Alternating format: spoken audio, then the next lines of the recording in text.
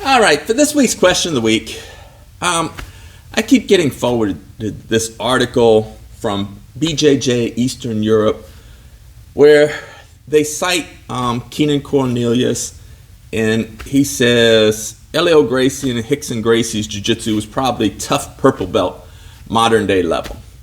And I think it came out this past July, and I'm not really interested in commenting on it, but I've gotten enough requests that I'm gonna go ahead and do this video and give you my 2 cents on it. So my 2 cents on Helio Gracie and Rickson Gracie, and as you can see in my academy, I have Helio Gracie on the wall along with his brother Carlos and Count Maeda, Jigoro Kano. So I hold the founders of our art in very high esteem and the pioneers that came before us.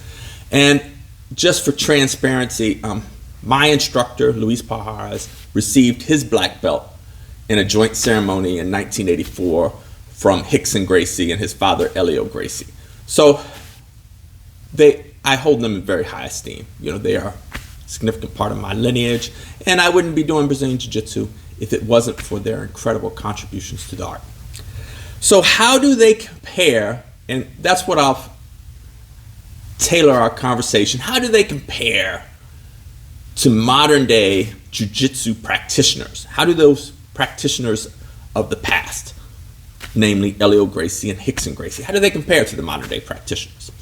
So understand that rule sets are significant. And what Helio Gracie and Rickson Gracie were training for was no holds barred type street fights, MMA fights before it was even called MMA. You know, so their training and the way they train jiu-jitsu was tailored towards that. And so an honest question isn't just how would they do in today's Brazilian jiu-jitsu tournaments, say that the IBJJF World Championships against other black belts, but how would today's world champion black belt do in the no holds barred fights that they were doing in Rio, you know, in the 30s, the 40s, the 50s, the 60s, the 70s, or no holds barred fight between Rickson Gracie and my friend Hugo Duarte on the beach in Rio? How would today's black belt fare? Today's competition black belt, how would they fare in those type fights? You know, against opponents like Kimura, against Vladimir Santana. That was over a 3-hour fight that ended with a soccer kick to the head. Just grueling battles. How would today's world champion black belt fare in such a fight? How would the two guys, how would Keenan Cornelius, how would he fare in these no hold barred fights? I suspect not very well, but understand he's training for a different rule set. So it's hard to compare practitioners of the past with practitioners of the present. And realize that, like, when Helio Gracie and Rickson Gracie were in their prime and they were training, they weren't doing things like deep half or de la Hiva or the Berimbolo.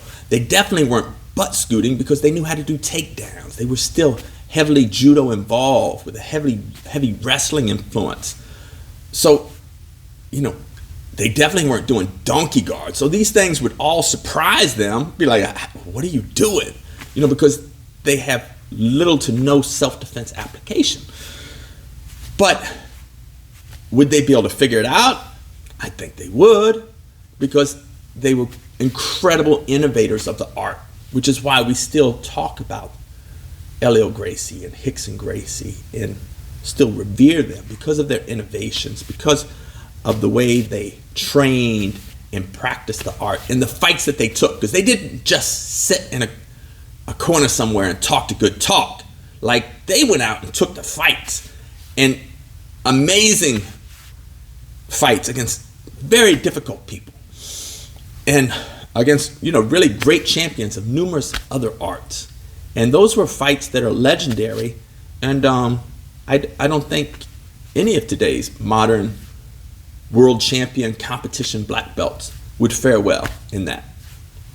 Maybe, but it's hard to compare because it's a different rule set. It's like, well, if you're just training for sport, then like, yeah, you know, pulling guard, butt scooting, doing the upside down guard, doing the de la Hiva, those things all sound great. Deep half sounds great. But, you know, like I remember, what was that? A few years ago, it was an undefeated Brazilian Jiu-Jitsu black belt. He did a deep half in a UFC MMA fight against a guy named Jamie. I'm drawing a blank on his name. And this dude, Jamie, just started hammer fisting him in the face and knocked him out. It's like, yeah, that was a bad idea. But it was a sport rule that did not apply well to MMA, which is why a lot of Brazilian Jiu-Jitsu sport competitors don't do well in MMA, because they're not able to transition. So it's, I just look at Helio and Rickson and I honor them, I respect them, and it's always hard to compare today's modern athlete with the athlete and the fighters of yesteryear. And, you know, it's sort of like, you know, in basketball, you know, there's always this debate. I see it online all the time. People are like, who's the greatest of all time, Michael Jordan or LeBron James? And, you know, there's arguments on both sides. But realize that the NBA changed. Like, when I was watching Michael Jordan in the 80s and the 90s, late 80s, early 90s, he was going against guys like the Detroit Pistons. And the Detroit Pistons had guys like Bill Laimbeer, Dennis Rodman, John Sally, James Edwards, Mark Aguirre. Guys that would, when Jordan drove to the basket, would literally drive him into the floor.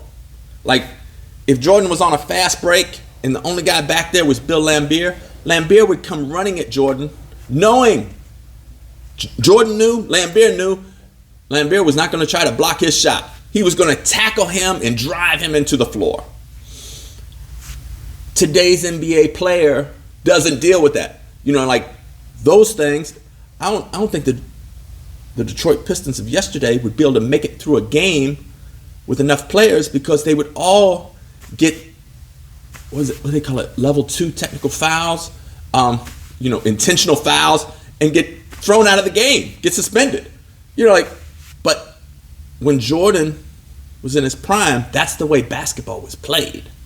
You know, so it's hard to compare today's player where, you know, you get thrown out of the game for a hard foul to Jordan's era, where hard foul, that was just a part of the game. Get up, toughen up, you know, endure it. You know, so comparing greats from different time periods is often very difficult. What I will say is that, you know, 100 years from now, 200 years from now, you go to a Brazilian Jiu-Jitsu school, they're still going to be talking about the innovations and the greatness of Helio Gracie and Rickson Gracie, where 100 years from now, 200 years from now, nobody's going to be talking about me or Keenan Cornelius or anybody else that they cited in that article. It's like,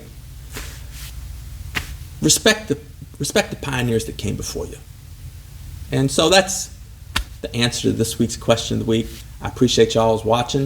If you got any comments or insight, whether it's about my thoughts on how different eras of jiu-jitsu compare, or whether different eras of basketball compare, please make a comment below. Give me your insight. I'm always interested in just a good, healthy conversation. All right. Till next week. Ciao.